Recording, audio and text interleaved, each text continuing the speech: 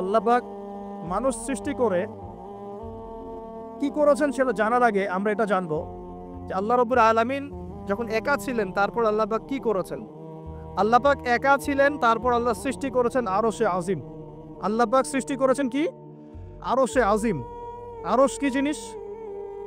যেই আরশের ছায়ায় আল্লাহ পাক কিয়ামতের মাঠে 7 শ্রেণীর মানুষকে ছায়া দিবেন, যেদিন এই ছায়া ছাড়া অন্য কোনো ছায়া থাকবে না। আরশটাকে একটু বুঝি। একটা হাদিসের মধ্যে নবী সাল্লাল্লাহু আলাইহি ওয়াসাল্লাম বলেছেন, নবীর নাম শুনলেই দরুদ পড়বেন, বলবেন সাল্লাল্লাহু আলাইহি ওয়াসাল্লাম। নবীজি বলছেন, দেখো এই পৃথিবী থেকে প্রথম মহাবিশ্বের দূরত্ব হচ্ছে 500 বছরের পথ। কত বছর? 500 বছর। এভাবে দ্বিতীয় মহাকাশ থেকে তৃতীয় মহাকাশ দূরত্ব 500 বছরের পথ। এইভাবে প্রত্যেক আসমানের মধ্যে দূরত্ব হচ্ছে কত বছরের পথ? 500। সপ্তম আসমানের উপরে আছে সিদরাতুল মুনতাহা। কি আছে? এটা একটা কুল গাছ, বড়ই গাছ। নাসা আবিষ্কার করতে পেরেছে, অতএব বিশ্ববাসী বিশ্বাস করবে না। নাসা যদি কালকে বলে হ্যাঁ পাওয়া গেছে সিদরাতুল মুনতাহা, তাহলে বিশ্ববাসী বিশ্বাস করবে। একটা শিরকি দর্শন চলছে, কুফরি দর্শন। ও যখন বলবে হ্যাঁ, তখন সবাই বলে হ্যাঁ, যখন তারা বলে না, সবাই বলে না। আল্লাহ পাকের ওহীর জ্ঞানের কোনো মূল্য নাই সবার কাছে, ইল্লা মাশাআল্লাহ। সিদরাতুল মুনতাহার উপরে আছে কুরসি। কি আছে? কুরসি। আল্লাহ পাকের কুরসি, যেটা আপনি আয়াতুল কুরসির মধ্যে পড়েন, ওয়াসিআ কুরসিয়ুহুস সামাওয়াতি ওয়াল আরদ, মানে আল্লাহ পাকের কুরসিটা আসমান জমিনকে ঘিরে রেখেছে। আর বলে রাখি যে প্রত্যেক ফরজ নামাজের পর যে আয়াতুল কুরসি পড়ে, জান্নাতে যাওয়ার জন্য তার একটাই বাধা, মৃত্যু। মওত হয়ে গেলে জান্নাতে চলে যাবে ইনশাআল্লাহ। একটা হাদিস আসছে, রাত্রেবেলা ঘুমানোর সময় কেউ যদি আয়াতুল কুরসি পড়ে, সারা রাত আল্লাহর পক্ষ থেকে একজন ফেরেশতা তাকে পাহারা দিবে ইনশাআল্লাহ। এই ফেরেশতা তো দেখা যায় না, দেখা যায়?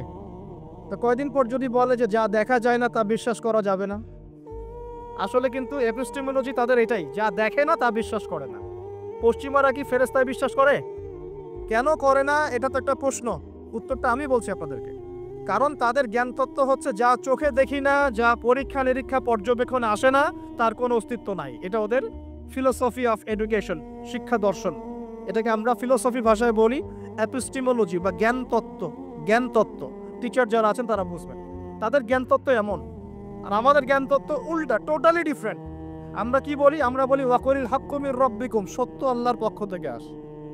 আমরা বলি যে অদৃশ্য বিশ্বাস না করা পর্যন্ত কেউ মুমিনই হতে পারবে না। ইমানের কয় পিলার? ইমানের কয় পিলার? 6 পিলার।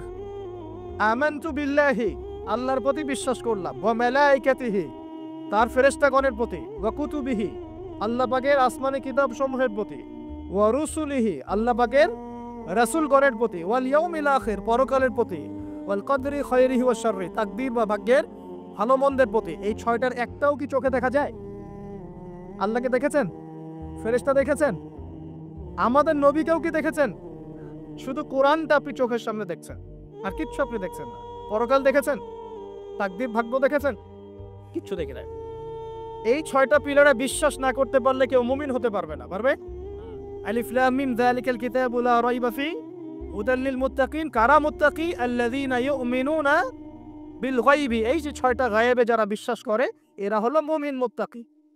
তাহলে আমাদের জ্ঞানের ভিত্তিটা কি? আমরা অদৃশ্য বিশ্বাস করি, আর ওদের জ্ঞানের ভিত্তি হচ্ছে ওরা চাক্ষুষ যা দেখে তাতে বিশ্বাস করে। এই জায়গাতেই তো পার্থক্য জ্ঞানতাত্ত্বিক। এই কারণেই ওরা ফেরেশতায় বিশ্বাস করে না, আল্লাহয় বিশ্বাস করে না, নবী রাসূলগণে বিশ্বাস করে না। তারা বলছে আল্লাহর সন্তান আছে, নাউযুবিল্লাহ। হ্যাঁ, তারা আসমানি কিতাবে বিশ্বাস করছে না, তারা ধর্মের কনসেপ্টে বিশ্বাস করছে না। তারা পরকাল, পুনরুত্থান, হাসর, কিয়ামত, মিজান, পুলসিরাত কিছুই বিশ্বাস করে না। বিশ্বাসগত পার্থক্য এখানে। এখন মুমিন মুসলিম হিসাবে আমরা বিশ্বাস করি আল্লাহ পাকের ফেরেশতা আছে না নাই? আছে। এখন এই ফেরেশতারা 8 জন ফেরেশতা, বড় বড় 8 জন ফেরেশতা, তারা আল্লাহ পাকের আরশটাকে ধরে রেখেছে। কয়জন ফেরেশতা? 8 জন। এই 8 জন ফেরেশতা আল্লাহর আরশকে টেনে নিয়ে আসবে কিয়ামতের মাঠে। বলেন সুবহানাল্লাহ। আল্লাহ পাকের এমনও ফেরেশতা আছেন যারা একটা ফুৎকার দিবে, জাস্ট একটা ফু, এক ফুৎকারে পুরো মহাবিশ্ব ধ্বংস হয়ে যায়। এত শক্তিশালী ফেরেশতা আছে আল্লাহ পাকে। আমরা যখন মায়ের গর্ভে ছিলাম, এরকম একজন ফেরেশতাই আল্লাহর পক্ষ থেকে রূহ নিয়ে এসে মায়ের গর্ভে ফুঁকে দিয়েছে। এবং আল্লাহর হুকুমে 4টা বিষয় লিখে দিয়েছে। আমরা প্রত্যেকে যখন মায়ের গর্ভে ছিলাম, বয়স ছিল 4 মাস 10 দিন। আমরা তো সব ভুলে গেছি এখন, এগুলো মাত্র 4 মাস 10 দিন। এখন শরীরে শক্তি আছে তো, এই জন্য শৈশব বাল্যকাল সব ভুলে গেছে। আবার একদিন শরীরে শক্তি থাকবে না, তখন আবার আল্লাহ আল্লাহ করা শুরু করবে। 2 দিন ডায়রিয়া হলেই আল্লাহ আল্লাহ শুরু হয়ে যায়। যখন সুস্থ থাকে আল্লাহর বিরুদ্ধাচারণ করে, আল্লাহ বলতে কেউ নাই। ঠিক আছে?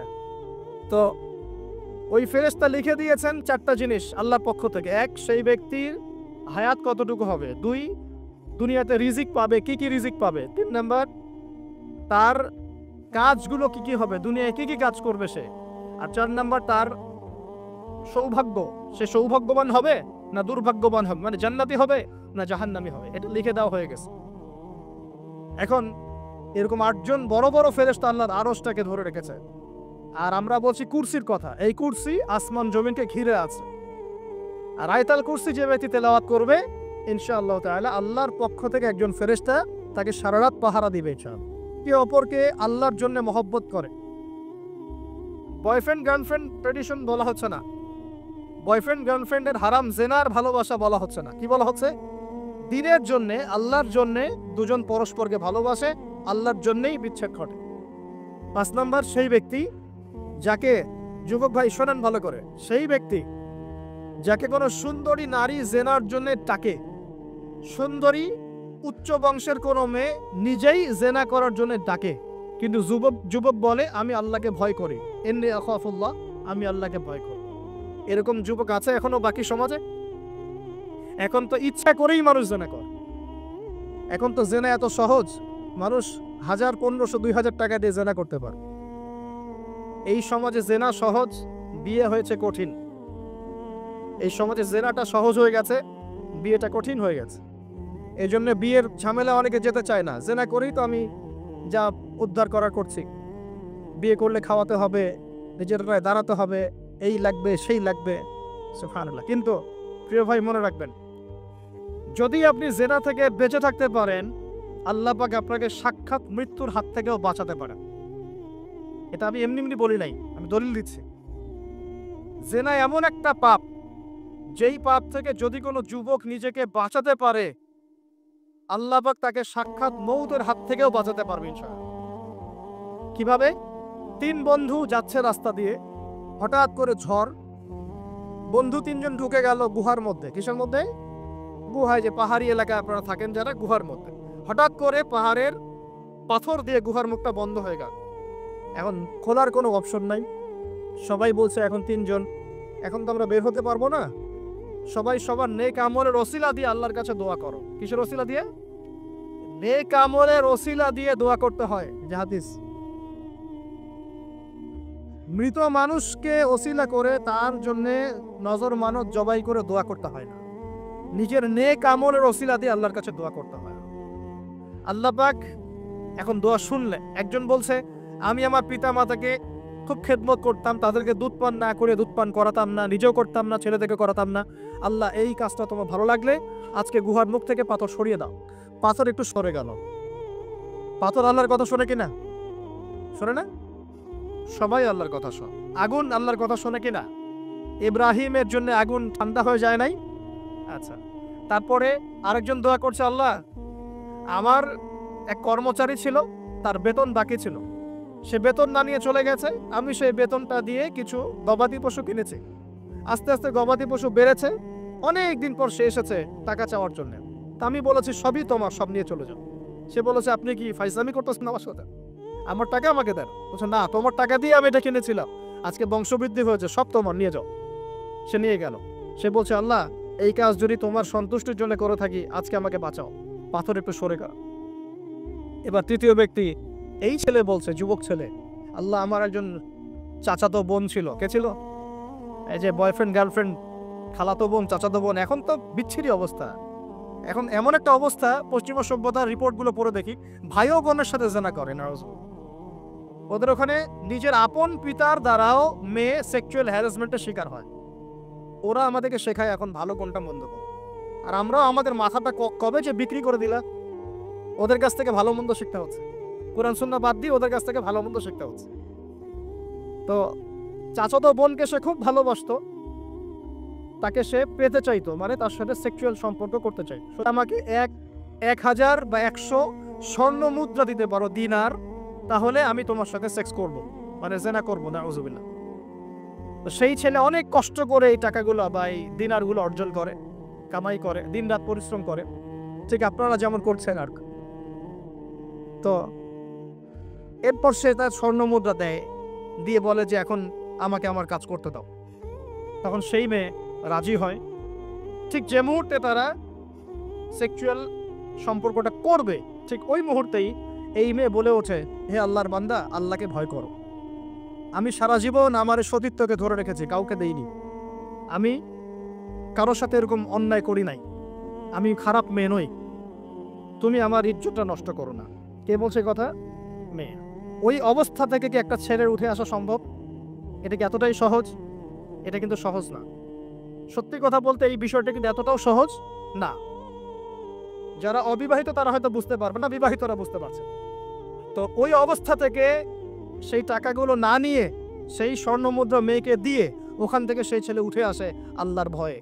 সে এখন গুহার মধ্যে আটকা পড়েছে, আল্লাহকে বলছে, আল্লাহ, ওই দিন ওই কাজ যদি তোমার সন্তুষ্টির জন্য করে থাকি, আজকে আমাকে মৃত্যুর হাত থেকে বাঁচাও। সমস্ত পাথর দপদপ করে সরে গেল গুহার মধ্যে। এটা কিন্তু কোনো গাল গল্প না, এটা বনু ইসরায়েলের ঘটনা, সত্য ঘটনা। এই হাদিস থেকে আমি আপনাকে দলিল দিচ্ছি যে যদি জেনার মতো পাপ থেকে আমি সরে আসতে পারি, সাক্ষাৎ মওত থেকে আল্লাহ বাঁচাতে পারে। প্রিয় ভাই, সেই যুবক আরশের ছায়া ছায়া পাবে যে তার যৌবনকালটাকে আল্লাহর পথে কাটিয়েছে, এবং যাকে কোনো সুন্দরী মেয়ে জেনার জন্য আহ্বান করে, সে বলে আমি আল্লাহকে ভয় করি। আমরা তওবা করি, আমরা কোনো প্রকার জেনার পাপে যাব না ইনশাআল্লাহ। যদি হারাম কোনো সম্পর্ক থেকে থাকে, আজকেই এই নাম্বার ডিলিট করে ফেলতে হবে। আল্লাহ পাক তৌফিক দান করে। ডিলিট করার আগে আবার ফোন করে বলেন না যে আজকে থেকে আর কথা বলবো না, তাহলে এই কথা আর কোনোদিন শেষ হবে না। একবারই বন্ধ, ডিসকানেক্টেড। কার জন্য? আল্লাহর জন্য। এবং এটা করার পরে আল্লাহকে বলতে হবে, আল্লাহ, শুধু তোমার ভয়ে এবং তোমার সন্তুষ্টি পাওয়ার জন্য আমি জেনা থেকে বেরিয়ে আসলাম। আল্লাহ, তুমি আমাকে হেদায়েত দাও, ঈমান দাও, আমল দাও, এবং তোমার রাস্তায় আমাকে বেহিসাব রিজিক দাও। এবং নেককার কুমারী, নেককার প্রেমময়ী, তাকওয়াবান, মুত্তাকি একজন স্ত্রী আল্লাহ তুমি আমাকে দান করো। ইনশাআল্লাহ আল্লাহ পাক আপনাকে দান করো। আল্লাহ পাক দান করো। আল্লাহ পাকের জমিন প্রশস্ত, আল্লাহর হাত প্রশস্ত। আল্লাহর হাতকে সংকীর্ণ মনে করবেন না, আল্লাহর জমিনকে সংকীর্ণ মনে করবেন না। আল্লাহ পাক যাকে ইচ্ছা বেহিসাব রিজিক দিতে পারেন ইনশাআল্লাহ। আল্লাহ পাক আমাদের সবাইকে বেহিসাব রিজিক দান করুন বলি আমিন। আর কে? আর সেই ব্যক্তি যে এত গোপনে দান করে, যার বাহাত জানে না ডান হাত কি দান করেছে। যার বাহাত জানে না ডান হাত কি দান করেছে। আমাদের মতো নয় যে 10,000 টাকা দান করলে সবাইকে না জানানো পর্যন্ত ঘুম হচ্ছে না, এমন নয়। দান এমন গোপনে করে যে তার বাহাত জানে না ডান হাত কি দান করছে। আল্লাহ পাক আমাদের সবাইকে গোপনে দান করার তৌফিক দেন। এর মানে এই না যে প্রকাশ্যে দান করা যায় না, প্রকাশ্যেও দান করা যায়। অন্যকে উৎসাহিত করার জন্য প্রকাশ্যেও দান করা যায়, কিন্তু গোপন দান আল্লাহর কাছে অনেক বেশি পছন্দের। আর 7 নাম্বার সেই ব্যক্তি যে নীরবে নিভৃতে গোপনে আল্লাহর কথা স্মরণ করে কাঁদে এবং তার চোখ দিয়ে অশ্রু প্রবাহিত হয়। এই 7 শ্রেণীর মানুষকে আল্লাহ পাক কিয়ামতের মাঠে আরশের ছায়ায় ছায়া দিবে ইনশাআল্লাহ। আমরা কি পেতে চাই? আল্লাহ পাক এই আরশ সবার আগে সৃষ্টি করেছেন। তারপর কি সৃষ্টি করেছেন?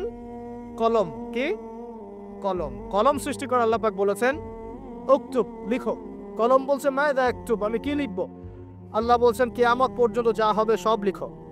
লাউহে মাহফুজে কলম লেখা শুরু করেছে, কিয়ামত পর্যন্ত যা হবে সব লেখা হয়ে গেছে অলরেডি। অতএব রিজিক নিয়ে আপনার টেনশন করার কোনো দরকার নাই। যা লেখা হয়েছে পাবেন ইনশাআল্লাহ। যদি হালাল পথে চান হালাল পথে পাবেন, হারাম পথে চাইলে হারাম পথে পাবেন। আপনি যা তাকদীরে আছে এর বাইরে আপনি কিছু পাবেন, যতই চেষ্টা করেন। আল্লাহ পাক আমাদের সবাইকে তাকদীর নিয়ে সন্তুষ্ট থাকার তৌফিক দান করুন। এই তো প্রথম বিশ্বযুদ্ধে কত মানুষ মারা গেছে? 3 থেকে 4 কোটি। 3 থেকে 4 কোটি। নবী সাল্লাল্লাহু আলাইহি ওয়াসাল্লাম এবং সাহাবীরা যত যুদ্ধ করেছেন ইসলামের জন্য, সবগুলো যুদ্ধের পরিসংখ্যান মিলালে 10,000 মানুষও মারা যায় নাই। 10,000ও না। আর তোমাদের শুধু প্রথম বিশ্বযুদ্ধেই 3 থেকে 4 কোটি মানুষ মারা গেছে। সেকেন্ড ওয়ার্ল্ড ওয়ারে মারা গেছে 7 থেকে 8 কোটি মানুষ। ভিয়েতনাম যুদ্ধে এরকম প্রায় 4 থেকে 5 লক্ষ, আরও বেশি হতে পারে। চায়নায়, রাশিয়ায়, আপনার ইতালিতে যে বড় বড় রেভলিউশনগুলো হয়েছে, দেখবেন লক্ষ লক্ষ মানুষ মারা গেছে, লক্ষ লক্ষ। এই যে শুরু হচ্ছে ইউক্রেন রাশিয়া, এই যুদ্ধে এত তাড়াতাড়ি থামবে না, এই যুদ্ধ এত দ্রুত বন্ধ হবে না, এটা কন্টিনিউয়াসলি চলতে থাকবে। ওদের প্ল্যান ছিল সিরিয়াকে নিয়ে, সিরিয়াকে কেন্দ্র করে তার একটা মালহামা চেয়েছিল, গ্রেট ওয়ার, বিশ্বযুদ্ধ। ওটা হয়নি, আলহামদুলিল্লাহ হয় না, আলহামদুলিল্লাহ হয়নি। এখন নতুন পরিকল্পনা হচ্ছে যে ইউক্রেন রাশিয়া ইস্যু নিয়ে সারা ওয়ার্ল্ডে একটা ফেতনা সৃষ্টি করে। অলরেডি তারা ফেতনা সৃষ্টি করেই ফেলেছে, গ্যাসের দাম বেড়ে গেছে, তেলের দাম বেড়ে গেছে, এক্সপোর্ট ইম্পোর্ট কলাপস করছে, অনেক সমস্যা হচ্ছে। এবং এটাকে জিয়ে রাখা হচ্ছে অস্ত্র দিয়ে, প্রযুক্তি দিয়ে, হ্যাঁ, ট্যাঙ্ক দিয়ে, সমরাস্ত্র দিয়ে ওরা জিয়ে রাখছে যুদ্ধটাকে, যে চলুক, কন্টিনিউয়াসলি চলতে থাক।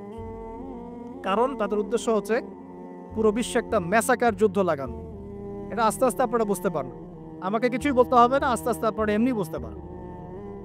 সারা বিশ্বে একটা গ্রেট ওয়ার হতে পারে, যেটাকে মিলিটারি অ্যাফেয়ার্স যারা বুঝেন তারা বলেন যে নিউক্লিয়ার ওয়ার বা পারমাণবিক যুদ্ধের কথা বলেন। এটা কিন্তু আমাদের দরজায় দাঁড়িয়ে আছে। আমরা দোয়া করি এমনটা না হোক, কিন্তু হতে পারে। আমরা দোয়া করি এমনটা না হোক, কিন্তু হতে পারে। হলে কি হবে সেই চিন্তা আমাদের করতে হবে। তো যারা বলে ইসলাম তরবারির জোরে ছড়িয়েছে, তাদের এইসব কথা বলার কোনো অধিকার নাই, এদের লজ্জা করা উচিত। কারণ শুধু ফার্স্ট ওয়ার্ল্ড ওয়ারেই 3 থেকে 4 কোটি মানুষকে তারা মেরে ফেলেছে। আমরা কি তরবারের জোরে ইসলাম প্রচার করেছি, নাকি আদর্শের জোরে হয়েছে? আদর্শ দেখে, মুসলিমদের চরিত্র দেখে, তাদের চারিত্রিক মাধুর্য দেখে, কোরআন সুন্নাহর প্রামাণ্যতা দেখে লক্ষ লক্ষ মানুষ ইসলাম কবুল করেছে, আলহামদুলিল্লাহ। এখনো করছে, আলহামদুলিল্লাহ। এখন যে সারা বিশ্বে মানুষ মুসলিম হচ্ছে, কোন জায়গায় মুসলিমরা গলার জোরে, তরবারের জোরে ইসলাম প্রচার করছে দেখান দেখি। এখন কি বিশ্বে মানুষ মুসলিম হচ্ছে না?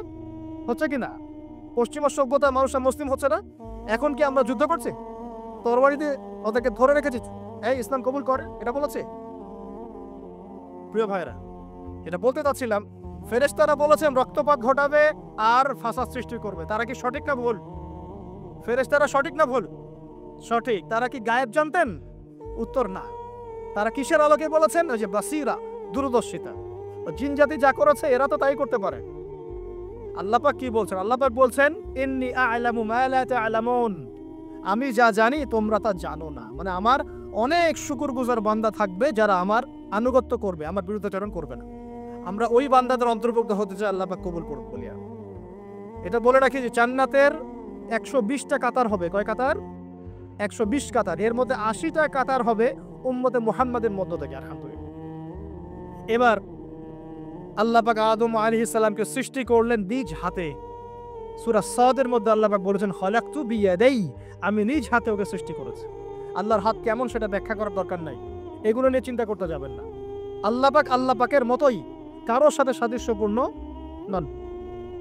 আল্লাহ পাক এবার আদম আলাইহিস সালামকে সৃষ্টি করে নাম শিক্ষা দিলেন।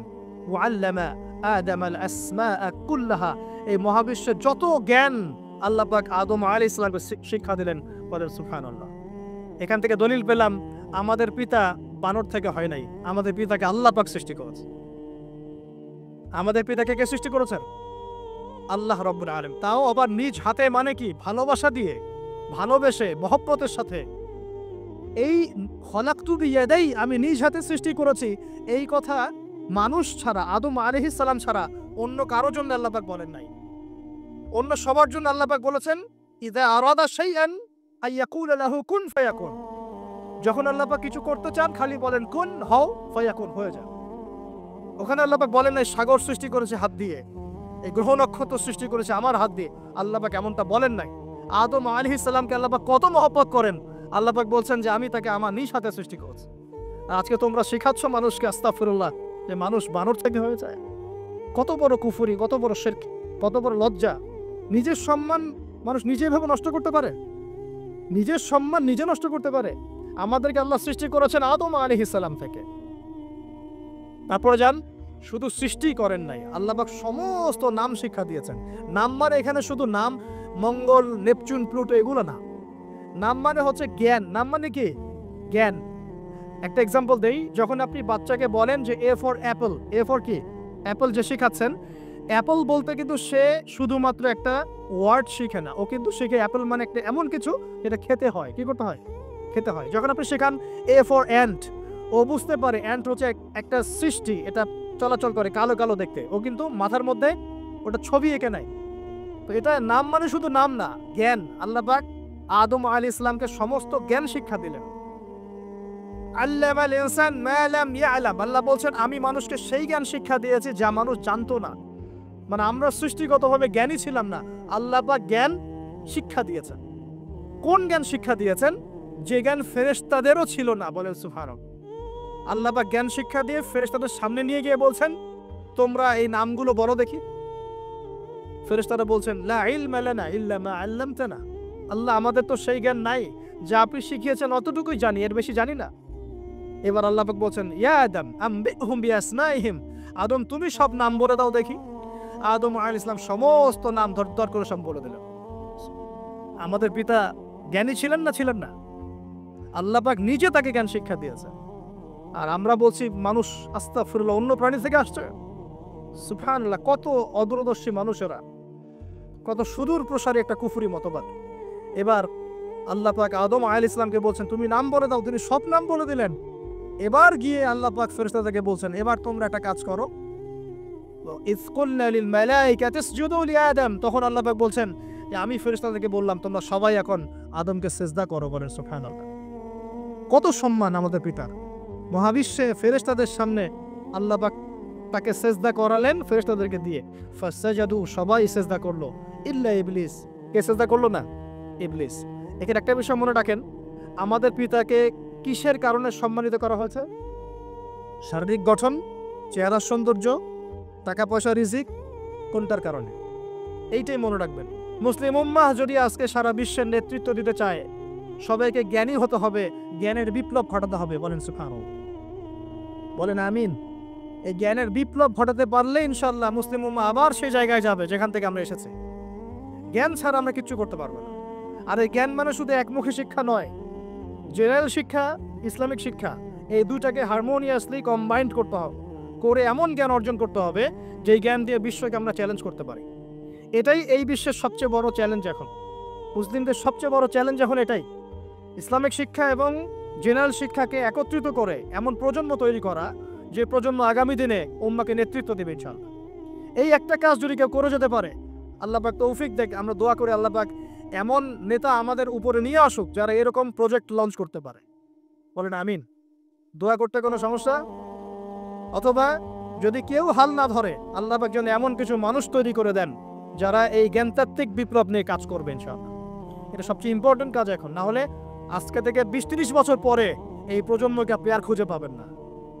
দেখবেন এমন প্রজন্ম চলে আসছে যারা বলবে আল্লাহর সাথে আমাদের কোনো সম্পর্ক নাই, নামাজ পড়বে না, রোজা রাখবে না, যাকাত দিবে না, আল্লাহকে চিনবে না। দেখে নিয়েন, আমরা দোয়া করি এমনটা না হোক, কিন্তু যদি আমরা হাল ছেড়ে দিই এখন, এমনটাই হবে সামনে। এটা খিদিরের দৃষ্টিভঙ্গি দিয়ে আপনাদেরকে বললাম, জ্ঞানতাত্ত্বিক রেভলিউশন দরকার। যদি কেউ কোনো উদ্যোগ না গ্রহণ করে, অ্যাটলিস্ট বাসায় পারিবারিকভাবে হলেও আপনাকে শেখাতে হবে সন্তানকেও, কোনো অপশন নাই। এবার ফাসাজাদু, সবাই সিজদা করেছে ইল্লা ইবলিস, ইবলিস করে নাই।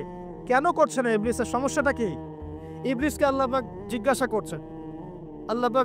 করছেন, মা মানাআকা আল্লা তাসজুদা ইযা আমারতুক, আমি তোমাকে আদেশ করলাম আদমকে সিজদা করতে, কে তোমাকে নিষেধ করলো সিজদা করতে? ইবলিস বলছে বেশি চালাক, বেশি বোঝে যারা, অতিরিক্ত বুদ্ধিজীবী। ইবলিস ছিল বেশি বুদ্ধিজীবী। ইবলিস ছিল কি? অতিরিক্ত মাত্রার বুদ্ধিজীবী। আছেন আমাদের সমাজে এরকম কিছু মানুষ, ও বলছে খালাকতানি মিন নার, আমাকে সৃষ্টি করেছেন আগুন দিয়ে, আগুন তো সুপিরিয়র মাটির চাইতে। ও খালাকতাহু মিন তিন, আর আপনি এই আদমকে সৃষ্টি করেছেন মাটি থেকে, কাদা মাটি দিয়ে, আমি কেন আদমকে সিজদা করতে চাও? যুক্তি, অতি যুক্তিবাদী, অতি বুদ্ধি। আল্লাহ পাক বলছেন ফাখরুজ মিনহা ফাইন্নাকা রাজিম, এখান থেকে বের হয়ে যাও, তুমি অভিশপ্ত। ফাইন্না আলাইকা লা'নাতা ইলা ইয়াউমিদ্দিন, আমার আদেশ লঙ্ঘন করার কারণে কিয়ামত পর্যন্ত তোমার উপর লানত, অভিশাপ বর্ষিত। আল্লাহ পাক তাড়িয়ে দিলেন, একদম থ্রোন অ্যাওয়ে। আমরা বলি না আউযু বিল্লাহি মিনাশ শাইতানির রাজিম, রাজিম শব্দের মানে হচ্ছে বিতাড়িত, থ্রোন অ্যাওয়ে, কার্সড, যাকে অভিশাপ করা হয়েছে। এবার ভালো করে শোনেন প্রিয় ভাইয়েরা, ইবলিসের এই স্টেটমেন্টগুলো শোনেন। এবার ইবলিস বলছে রব্বি আনজিরনি ইলা ইয়াউমি ইউবআসুন। এই স্টেটমেন্টটা ভালো করে শোনেন। ইবলিস বলছে রব্বি, হে আমার রব। ইবলিস বলছে রব্বি, হে আমার রব। ইবলিস বলছে রব্বি, হে আমার রব, আমাকে অবকাশ দিন। আনজিরনি, আমাকে অবকাশ দিন। ইলা ইয়াউমি ইউবআসুন, কিয়ামত দিবস পর্যন্ত। ইবলিস আল্লাহকে বিশ্বাস করে কি করে না? ইবলিস আস্তিক না নাস্তিক বলেন? ইবলিস বলছে রব্বি। রব্বি মানে কি? হে আমার রব। রব্বি মানে রব না, রব্বি মানে আমার রব। রব্বুন মানে রব, রব্বুহু তার রব, রব্বুহুম তাদের রব, রব্বুকা মানে তোমার রব, রব্বুকুম মানে তোমাদের রব, রব্বি মানে কি? আমার রব, রব্বুনা আমাদের রব। এটা গ্রামার, বুঝতে পারছেন? ইবলিস বলছে রব্বি মানে কি? হে আমার রব, আনজিরনি, আমাকে অবকাশ দিন, ইলা ইয়াউমি ইউবআসুন, কিয়ামত দিবস পর্যন্ত। ইবলিস আস্তিক না নাস্তিক? তাহলে এখন বলেন তো, আমরা যারা দুনিয়াতে আল্লাহকে অস্বীকার করছি তারা ইবলিসের চেয়ে বড় না ছোট? দলিল দিলাম তো, নাকি এমনি এমনি বললাম? আচ্ছা, আল্লাহ পাক বলছেন যাও, ফাইন্নাকা মিনাল মুনজারিন, তোমাকে অবকাশ দেয়া হলো। কারণ কিয়ামত পর্যন্ত সময় আল্লাহর কাছে খুব বেশি কিছু না, এক দিনেরও কম, অল্প সময়, একটা সকাল একটা সন্ধ্যার মতো। ঠিক আছে, দিলাম, যাও। এবার ইবলিস চ্যালেঞ্জ করছে। এই চ্যালেঞ্জটা আমাদের সবাইকে মনে রাখতে হবে, সারা জীবন ইবলিসের এই স্টেটমেন্টটা মনে রাখতে হবে। সেটা কি? ইবলিস বলছে ফাবিমা আগওয়াইতানি, সূরা আরাফ পড়ে দেখবেন। ইবলিস বলছে ফাবিমা আগওয়াইতানি, আপনি যে আদমের কারণে আমাকে আজকে বের করে দিলেন জান্নাত থেকে, লা কুউদান্না লাহুম সিরাতাকাল মুস্তাকিম, আমি সেই আদমের সরল পথে ওত পেতে বসে থাকবো, চুপটি খাপটি মেরে বসে থাকবো, খাপটি মেরে ওর জন্য বসে থাকবো। আর সুম্মা লাতিয়ান্না মিন বাইনি আইদিহিম, আমি অবশ্যই তার সামন থেকে আসবো।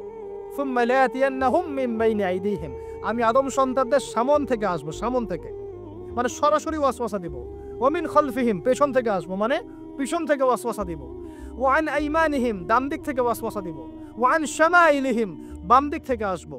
ওয়া লা তাজিদু আকসারাহুম শাকিরিন, আপনি বেশিরভাগ আদম সন্তানকে শুকরগুজার পাবেন না। ইবলিস ঠিক বলেছে না ভুল বলেছে? বেশিরভাগ মানুষ নামাজ পড়ে না, বেশিরভাগ মানুষ সুদ খায় কি খায় না, বেশিরভাগ মেয়ে এখন বেপরদায় চলে কি চলে না, বেশিরভাগ মানুষ এখন অন্যায় করে কি করে না, বেশিরভাগ মানুষই আল্লাহ থেকে দূরে চলে। ইবলিস কিন্তু ঠিকই বলেছে, ঠিক বলে নাই? আচ্ছা, আল্লাহ পাক বলছেন ঠিক আছে যাও, তোমার চ্যালেঞ্জ তোমার জায়গায়, তবে আমার বান্দারা যদি সারা জীবনে অন্যায় করার পরে একবার, যদি খালি একটা বার মন থেকে তাওবাতান নাসুহা মানে প্রকৃত তওবা করে, খালেস তওবা করে, আল্লাহর কাছে ফিরে আসে, বলে আস্তাগফিরুল্লাহ, আল্লাহ আমাকে মাফ করে দাও, রব্বিগফির ওয়ারহাম, আল্লাহ মাফ করো, ক্ষমা করো, আস্তাগফিরুল্লাহাল্লাযী লা ইলাহা ইল্লা হুয়াল হাইয়ুল কাইয়্যুম ওয়া আতুবু ইলাইহি, বা আমার কাছে একটা বার যদি মাফ চায়, ক্ষমা চায়, তার সারা জীবনের গুনাহ আমি মাফ করে দেব ইনশাআল্লাহ।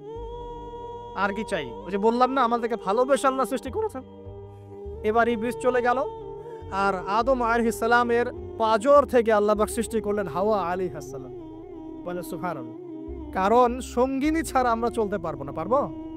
যারা চিরকুমার সঙ্গে নাম লেখাচ্ছ, এগুলো থেকে বের হয়ে আস। এখন চিরকুমার থাকার টেন্ডেন্সি মানুষের, চিরকুমার থাকতে হবে কেন? সঙ্গীত দরকার আছে কি নাই? আছে। একা একা লাগে, মানুষ একা একা চলতে পারে না।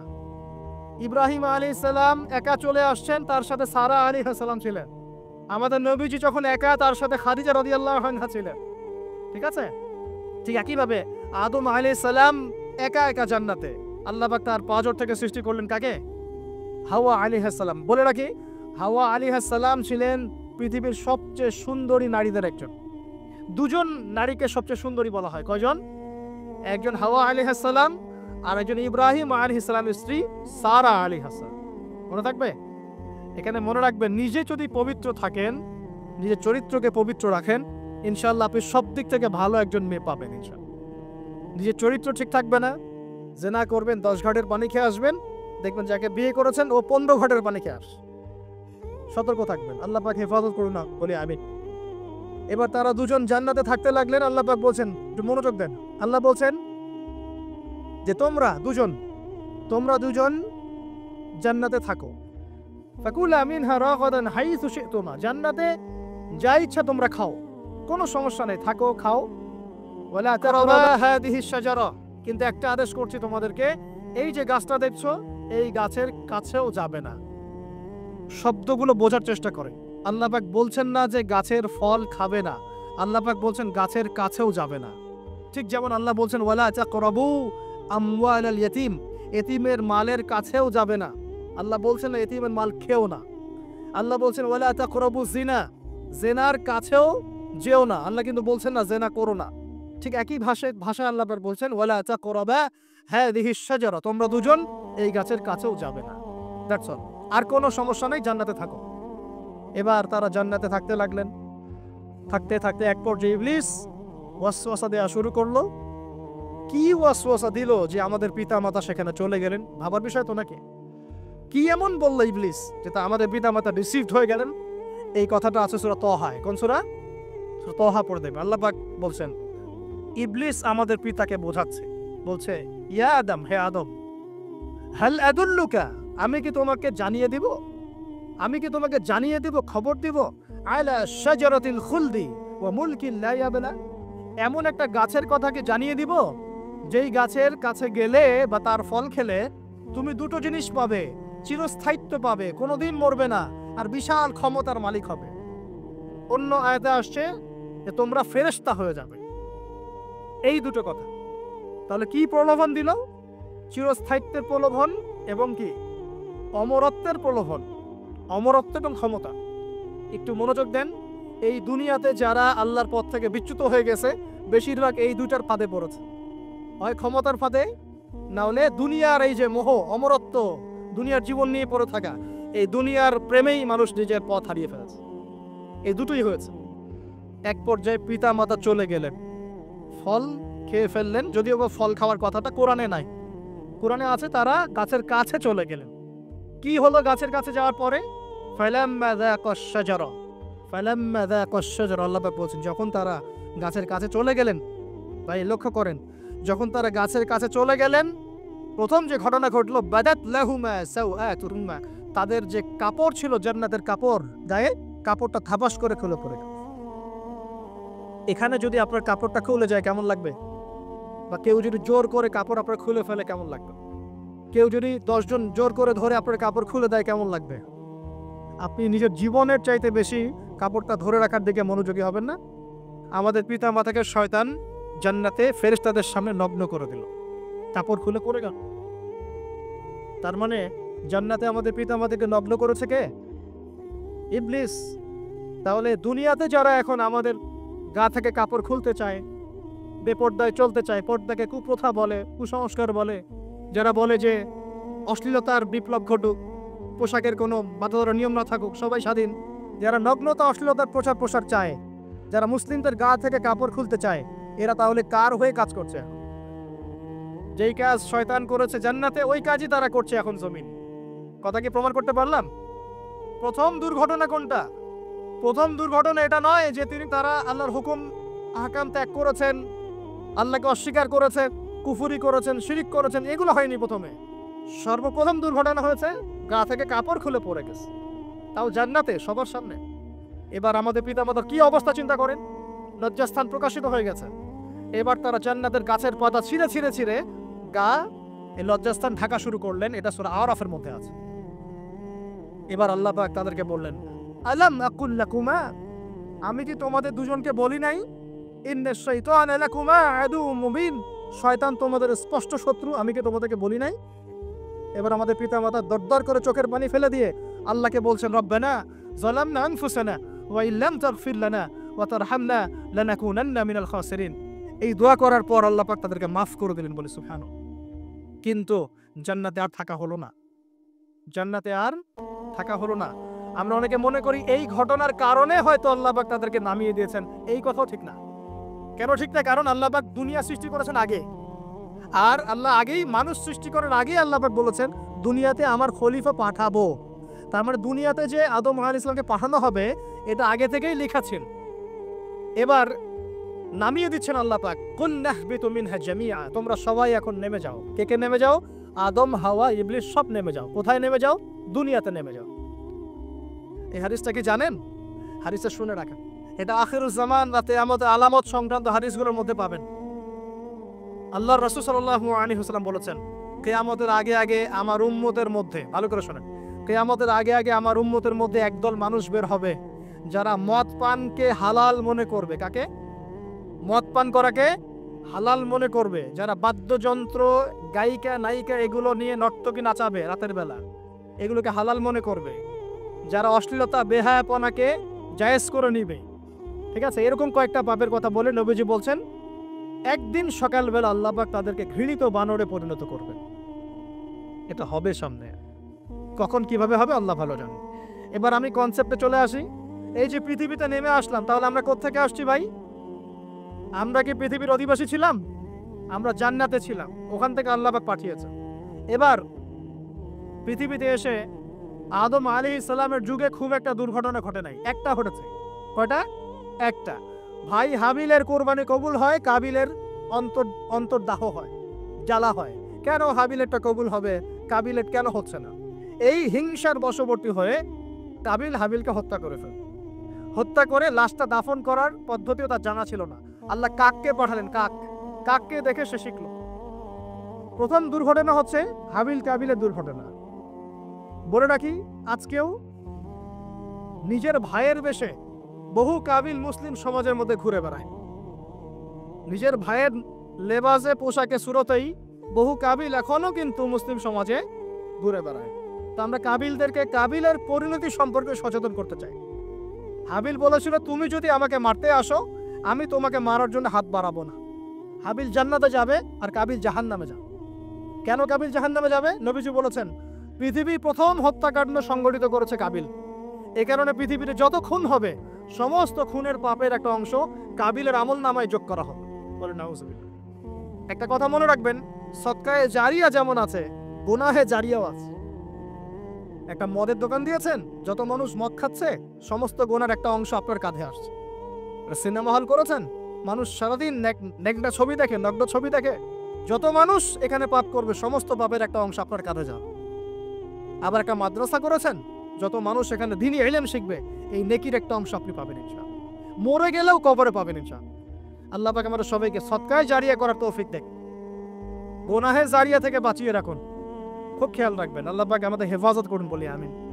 এবার ওই যুগ শেষ, নূহ আলাইহিস সালামের যুগ। এ যুগে আল্লাহর একই সুন্নাত। নূহ আলাইহিস সালাম 950 বছর দাওয়াত দিলেন, 40টা বা 80টা পরিবার ইসলাম কবুল করেছে, বাকিরা করেনি। যারা করে নাই আল্লাহ পাক তাদেরকে ডুবিয়ে মারলেন, যারা করেছে আল্লাহ পাক উদ্ধার করলেন।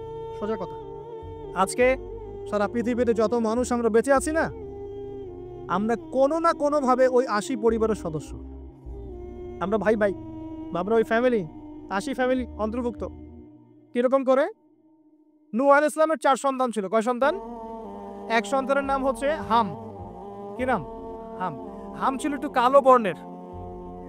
হামকে দিয়ে আফ্রিকার কন্টিনেন্টে যত মানুষ দেখছেন, ব্ল্যাক স্কিনের, কালো স্কিন, এরা সবাই হামের বংশধর। মজা না বিষয়টা?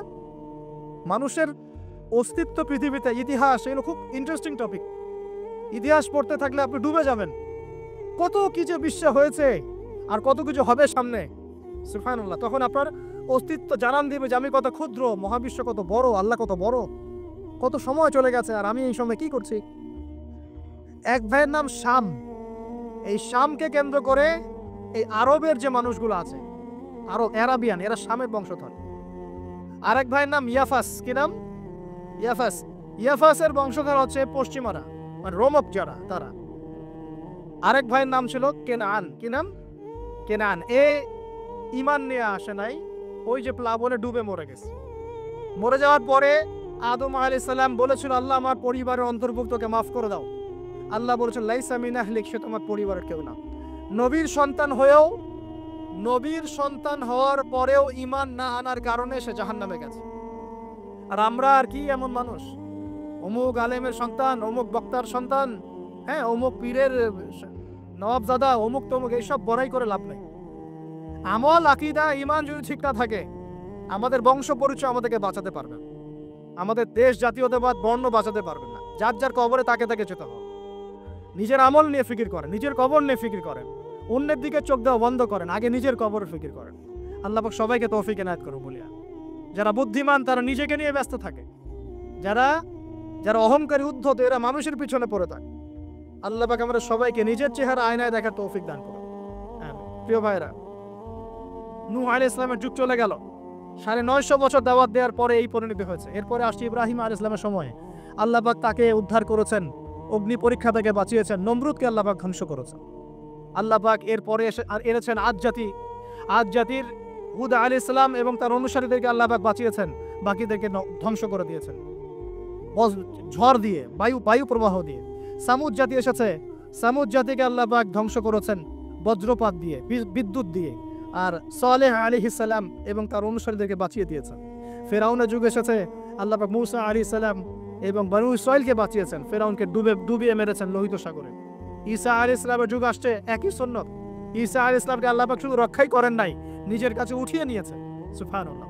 তিনি আবারও আসবেন পৃথিবীতে ইনশাআল্লাহ। যতদিন না তিনি আসছেন এবং এই পৃথিবীতে 40 বছর রাজত্ব না করছেন, কিয়ামত হবে না ইনশাআল্লাহ। যতদিন পর্যন্ত ঈসা আলাইহিস সালাম আবার ব্যাক না করছেন এবং এই জেরুজালেম থেকে সারা বিশ্বে খিলাফা কায়েম না করছেন, 40 বছর শাসন না চালাচ্ছেন, কিয়ামতও হবে না ইনশাআল্লাহ। এটা সামনে অপেক্ষা করছে। এবং নবী সাল্লাল্লাহু আলাইহি ওয়াসাল্লামের যুগে আবু জাহেল, আবু লাহাব বা সাইবাদেরকে আল্লাহ পাক ধ্বংস করেছেন, আল্লাহর নবী এবং সাহাবীদেরকে আল্লাহ পাক সম্মানিত করেছেন। আপনি কি পুরো হিস্ট্রির মধ্যে একটা সুন্নত দেখতে পাচ্ছেন, কমন সুন্নত? কি সুন্নত? প্রত্যেক যুগে যুগে যারাই আল্লাহর ওই যে বিধান মেনে চলেছে, সমকালীন নবী রাসূলদের আনুগত্য করেছে, আল্লাহ পাকের আনুগত্য করেছে, আল্লাহ পাক তাদেরকে উদ্ধার করেছেন দুনিয়াতেও পরকাল।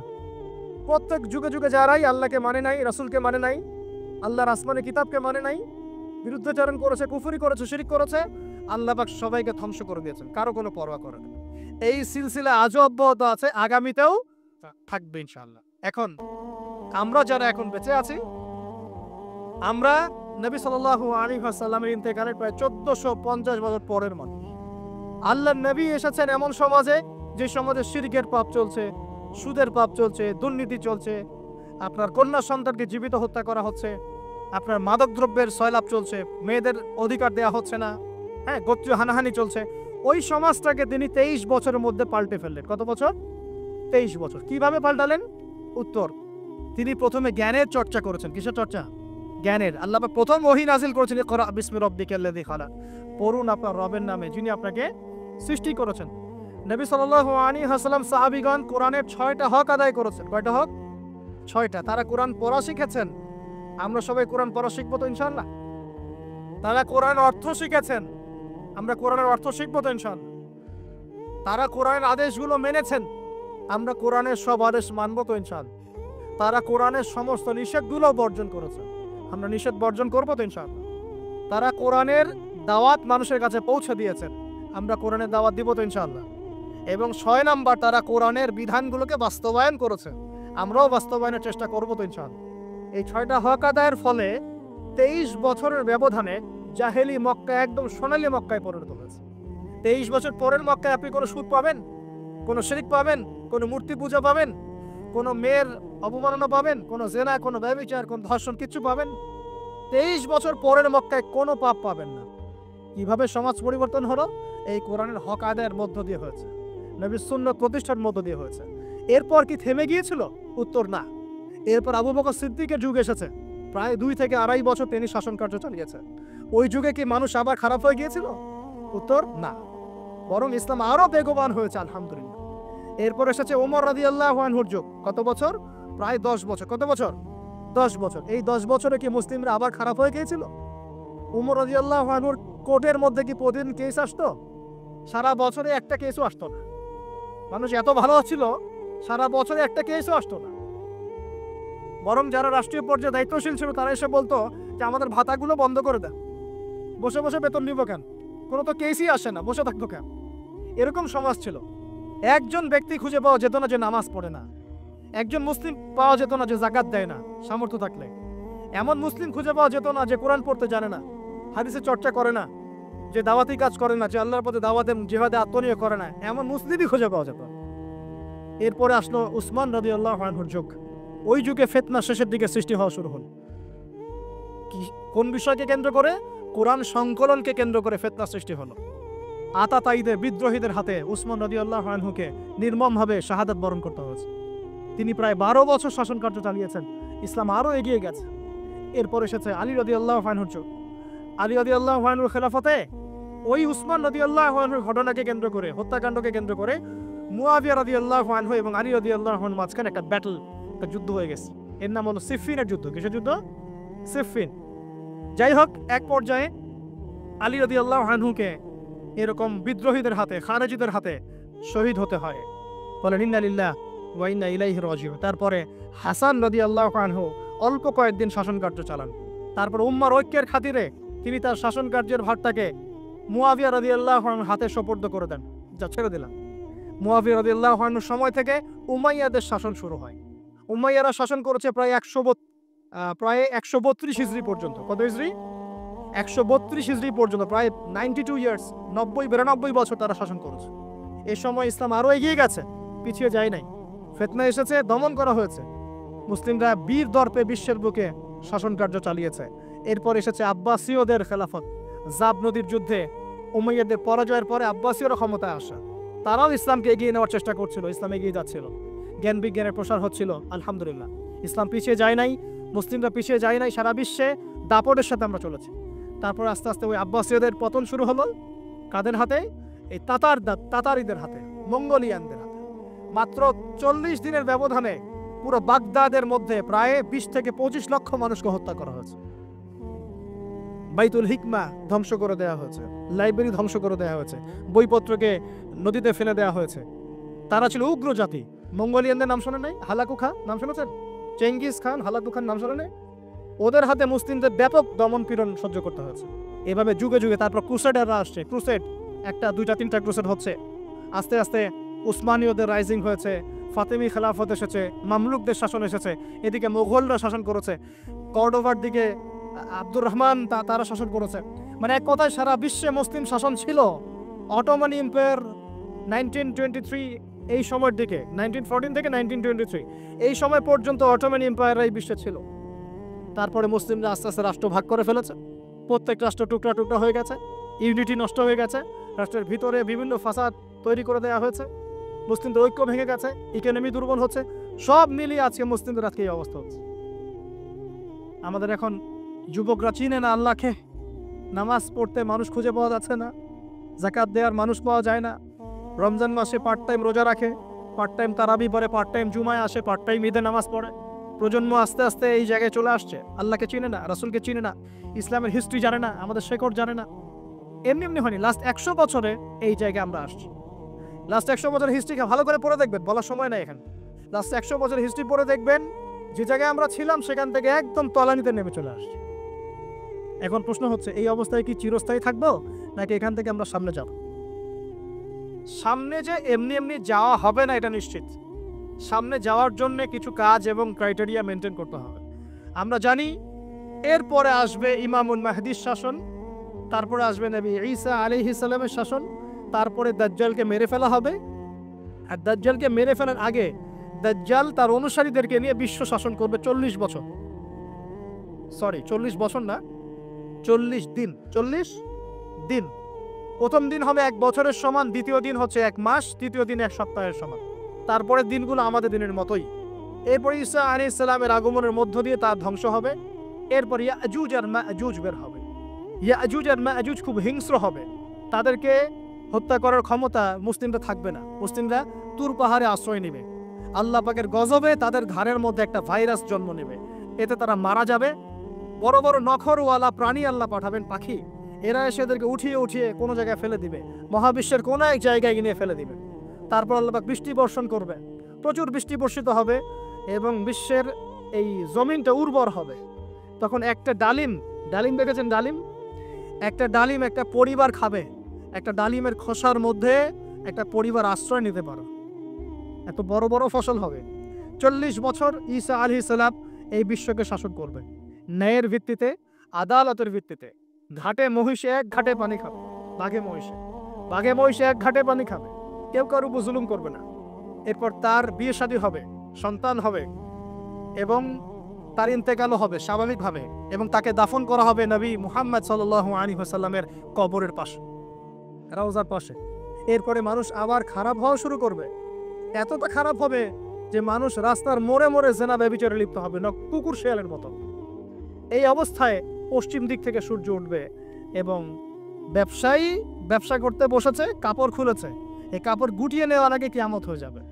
একজন ব্যক্তি পানির বোতল খুলেছে, পানি মুখে দেওয়ার আগেই কিয়ামত হয়ে যাবে। একজন ব্যক্তি বাসা থেকে বের হয়েছে, বাসায় ফেরত যাওয়ার আগে কিয়ামত হয়ে যাবে। উটকে পানি পান করানোর আগে কিয়ামত হয়ে যাবে।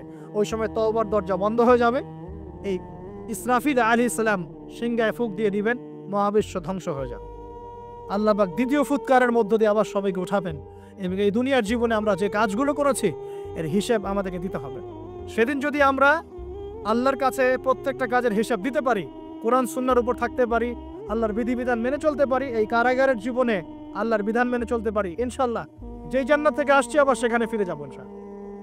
আর যদি ওই দিন আমরা হিসাব দিতে ব্যর্থ হই, আল্লাহ না করুক, তাহলে ওই ইবলিসের সাথে তার অনুসারীদের সাথে আমাদের সবাইকে জাহান্নামে থাকতে হবে বলি না হোসেন। এভাবে হিস্ট্রি শুরু হয়েছে, হিস্ট্রি শেষ হবে। এই দুনিয়া চিরস্থায়ী হবে না, আর আমাদের অবস্থা এমন থাকবে না। এখন শেষ কথা হচ্ছে, এই অবস্থা থেকে উত্তরণের জন্য আমাদের কি করণীয় আছে? উত্তর, আমাদের প্রথম দরকার জ্ঞান চর্চা। কি দরকার ভাই? জ্ঞান চর্চা, প্রচুর জ্ঞান চর্চা প্রয়োজন। জ্ঞান নাই কিছুই করতে পারবো না। দ্বিতীয় কাজ হলো আমাদের সবার দরকার জানা অনুযায়ী আমল করা। জানা অনুযায়ী আমল করা, যে যত বেশি জানি আমল করার চেষ্টা করি, আল্লাহ পাক তৌফিক দান করে। এরপর দরকার আদর্শ পরিবার গড়ে তোলা। পারিবারিক আদর্শ সুন্দর হলে পরে সমাজটা সুন্দর হবে ইনশাআল্লাহ। আল্লাহ পাক আমাদের সবাইকে আদর্শ পরিবার গড়ার তৌফিক দান। দিনদার মেয়েকে বিয়ে করবেন, দিনদার ছেলেকে বিয়ে করবেন, অল্পে তুষ্ট থাকবেন, পরিবারের বিষয় সবর করবেন এবং সন্তান সন্ততিদেরকে মানুষ করে যাওয়ার চেষ্টা করবেন। এরপর দরকার আমাদের হালাল রিজিক। সবাই যদি হালাল রিজিকে সন্তুষ্ট থাকি, সমাজের মধ্য থেকে অন্যায় এমনি অটোমেটিক কমে যাবে ইনশাআল্লাহ। প্রত্যেকটা কাজ করার আগে চিন্তা করব কিভাবে করলে হালাল হবে, কিভাবে করলে হারাম হবে। এরপর দরকার নবী সাল্লাল্লাহু আলাইহি ওয়াসাল্লামের সুন্নাহ মাফিক জীবন গড়া। 24 ঘন্টার দিন রাতে যে কাজগুলো আছে, এই কাজগুলোকে নবীর সুন্নাত অনুযায়ী করার চেষ্টা করব। আল্লাহ পাক তৌফিক দান করুন বলি আমি। আরো দরকার আমর বিল মারুফে কাজ করা, মানে সৎ কাজে আদেশ করা। আমাদের সবাইকেই দাওয়াতি কাজ করতে হবে। একজন দুজন করবে, বাকিরা করবে না এমন নয়, সবাইকেই পার্ট টাইম হলেও দাওয়াতি কাজ করতে হবে। নামাজ আপনি পড়ছেন, নামাজের দাওয়াত দেন। আপনি যাকাত দিচ্ছেন, যাকাতের দাওয়াত দেন। আপনি রমজান মাসে রোজা রাখছেন, অন্য ভাইকেও রোজা রাখতে উৎসাহিত করেন। আপনি সুদ খাচ্ছেন না, অন্য ভাইকেও নিষেধ করেন, ভাই আপনিও খায়েন না। আমি যা করি সেটা আপনি অবশ্যই প্রচার করবেন। আপনি যা করেন সেটা আপনি প্রচার করবেন, যা করেন না সেটা বলতে যাওয়ার দরকার নেই। তবে হ্যাঁ, আমলের কথা আপনি বলতেই পারেন। যদি আপনি তাহাজ্জুদ নিয়মিত পড়তে নাও পারেন, মানুষকে আপনি বলতে পারবেন তাহাজ্জুদে নামাজ পড়েন, তাহাজ্জুদ নামাজ পড়তে পড়া ভালো। ইনশাআল্লাহ আস্তে আস্তে আপনি নিজেও আমল করার চেষ্টা করবেন। আল্লাহ পাক তৌফিক দান করুন। আমর বিল মারুফ, সৎ কাজে আদেশ করতে হবে। আরেকটা হচ্ছে অসৎ কাজে নিষেধ করতে হবে। সৎ কাজে শুধু আদেশ করলেই হয় না, অসৎ কাজেও কি করতে হয়? নিষেধ করতে হয়। এই জ্ঞানতাত্ত্বিক দর্শনের কারণে অনেক সমস্যা হয়ে গেছে। আমরা পড়াশোনা করছি অনেক কিছুই, এর মধ্যে এই শিরকি আকীদা ঢুকে গেছে। যতক্ষণ পর্যন্ত আপনি এগুলোকে ল্যাবে প্রমাণ করছেন না, ততক্ষণ বিশ্বাস করছেন না। আমেরিকান সংস্থা নাসা যদি বলে যে পৃথিবী থেকে লক্ষ কোটি আলোকবর্ষ দূরে একটা গ্রহের সন্ধান পাওয়া গেছে, যে গ্রহের মধ্যে সোনা আছে, হীরা আছে, জহরত আছে, নদী আছে, দুধের, মধুর, পানির, শরাবের, হুরে নেইন আছে, ডাগর ডাগর চোখওয়ালা, অন্য ক্রিয়েচার আছে, সেখানকার মাটিগুলো মিশকাম্বারের তৈরি। ওরা যদি বলে আজকেই, আগামীকাল দেখবেন বিশ্ববাসী বিশ্বাস করবে। আল্লাহ পাক এই কথা কোরআনে বলেছেন, বিভিন্ন জায়গায় জান্নাতের কথা বলেছেন। এমন একটা জায়গা আমি রেখেছি মুমিনদের জন্য, মুত্তাকিদের জন্য, যেখানে এই বিষয়গুলো আছে। এবং এমনও বিষয় আছে যা তোমরা কখনো চোখেও দেখোনি, কল্পনাও করতে পারো নাই, কিন্তু আমরা বিশ্বাস করছি না। যারা বিশ্বাস করে তাদেরকে এখন বাঁকা চোখে দেখা হয়। তো জ্ঞানতাত্ত্বিক পার্থক্যটাকে বোঝেন। এই জ্ঞান কোত্থেকে আসলো? আল্লাহ রাব্বুল আলামিন একা ছিলেন, আর কিচ্ছু ছিল না। এরপর আল্লাহ পাক সৃষ্টি করেছেন এই মহাবিশ্ব কয় দিনে? মাত্র 6 দিনে। এই দিন কি আমাদের দিনের মতো? না, এই দিন আমাদের দিনের মতো নয়। আল্লাহর দিনের হিসাব আর আমাদের দিনের হিসাব এক নয়। আমাদের পৃথিবীর দিনের হিসাব কম বেশ হয়ে যাবে যদি আল্লাহ পাক শুধু একবার বলেন পৃথিবীকে যে গতিতে ঘুরছো, এই গতির চেয়ে একটু কম গতিতে ঘোরো, বা এর চেয়ে একটু বেশি গতিতে ঘোরো। দেখবেন দিন রাতের এই যে 24 ঘন্টা চেঞ্জ হয়ে গেছে, হবে না? আর্নিক গতির পরিবর্তন হলে সময় পরিবর্তন হবে না? এই পৃথিবীতে 24 ঘন্টার দিন রাত, ওই নেপচুন প্লুটো গ্রহের দিন রাত কি সেম? বৃহস্পতির দিন রাত সেম? সেম না। আল্লাহ পাক এমন জান্নাত মুমিনদেরকে দিবেন যে জান্নাত কাউকে কেন্দ্র করে ঘুরবে না। জান্নাত কাউকে কেন্দ্র করে ঘুরবে না। এই জন্য জান্নাতে কোনো সময়ের শেষ নেই, চিরস্থায়ী জীবন। জাহান্নামে একই অবস্থা, জাহান্নামও কাউকে কেন্দ্র করে ঘুরবে না। এই জাহান্নামের সময়ের শুরু আছে, শেষ নাই। একসময় আল্লাহ একা ছিলেন, আর কিচ্ছু ছিল না, হুয়াল আউয়াল, তিনি প্রথম। এরপর আল্লাহ পাক কি করলেন? মহাবিশ্ব সৃষ্টি করলেন। তবে তার আগে আরেকটা কাজ করেছেন আল্লাহ পাক। আল্লাহ পাক কলম সৃষ্টি করেছেন। কি করেছেন? কলম। মনে রাখবেন এই কথাটা, আল্লাহ পাক কলম সৃষ্টি করেছেন। এবং কলম সৃষ্টি করে আল্লাহ পাক বলেছেন, উক্তুব, তুমি লিখো। এটা কিরকম কলম আল্লাহ ভালো জানেন, আমরা জানি না। আমরা বিশ্বাস করি, কারণ আমরা গায়েবে বিশ্বাস করি। কলম বলেছিল মাযা আকতুব, আমি কি লিখব? আল্লাহ বলেছেন কিয়ামত পর্যন্ত যত কিছু হবে সবকিছু এই লাওহে মাহফুজে লিখে ফেলো। কলম প্রত্যেকটা সৃষ্টির তাকদীর লাওহে মাহফুজে লিখে ফেলেছে। আপনি দুনিয়াতে যাই করেন, আপনার রিজিকে যত দানা চাল আছে এর একটা দানা বেশি আপনি খেতে পারবেন না। আপনি পৃথিবীতে যত কষ্টই থাকেন, হতাশায় থাকেন, একটা দানা রেখে পৃথিবী থেকে আপনি যাবেন না। তাই রিজিকের জন্য ঘুষ, সুদ, দুর্নীতি, অন্যের সম্পদ আত্মসাৎ করা, প্রতারণা, সিন্ডিকেট, মাপে কম দেওয়া, এগুলো ছেড়ে দেন। আপনার রিজিক আপনার কাছেই আছে, কেউ কেড়ে নিতে পারবে না। মৌত যেমন মানুষকে খোঁজে, রিজিক তেমন মানুষকে খোঁজে। আমাদের কাউন্সিলর সাহেবের বাসায় বা তার আত্মীয়র বাসায় আজকে আমার রিজিক লেখা ছিল বলেই এখানে এসেছে, না হলে আসতে পারতাম না। তো তাকদীর লেখা হয়ে গেছে, এটাকে বলে তাকদীর। এখানে একটা কথা বলি, কিছু মানুষ আছে যারা বলে যে তাকদীর বলতে কিছু নাই। এদেরকে কি বলা হয় জানেন? এদের আরবি নাম হচ্ছে কাদারিয়া। কি নাম? ভাগ্য বিশ্বাস করে না যারা, কাদারিয়া। তাদের মতে মানুষ নিজেই তার কর্মের নিয়ন্ত্রণ, মানুষ যা করবে মানুষ তাই পাবে। কোরআন থেকে তারা দলিলও দিয়ে থাকে, ওয়ালাইসা লিল ইনসান ইল্লা মা সাআ, মানুষ চেষ্টার বাইরে কিচ্ছু পাবে না, এরকম দলিল দিয়ে থাকে। নবী সাল্লাল্লাহু আলাইহি ওয়াসাল্লাম বলেছেন, যারা তাকদীরে বিশ্বাস করে না তারা অসুস্থ হলে দেখতে যাবে না, এবং তারা ইন্তেকাল করলে জানাজায় শরীক হবে না। আরেক শ্রেণী আছে তাকদীরকে টোটালি অন্ধের মতো বিশ্বাস করে, কর্মের স্বাধীনতায় বিশ্বাস করে না। তারা মনে করে যে ভাগ্যে যা লেখা আছে চূড়ান্ত এটাই হবে, আমার কাজের কোনো স্বাধীনতা নাই। এটা আরেকটা চরমপন্থী আকীদা। এদেরকে বলা হয় জাবারিয়া। কি বলা হয়? জাবারিয়া। তাদের দলিল ইন্নাল্লাহা আলা কুল্লি শাইইন কাদির, আল্লাহ পাক সমস্ত বিষয়ের উপর কর্তৃত্বশীল। দেখেন এই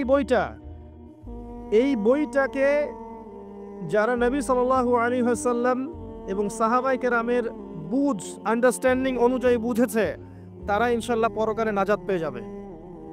নিজেদের মতো করে যারা এই বইটাকে বুঝতে গেছে, তারা কোরআন পড়েও বিভ্রান্ত হয়ে গেছে।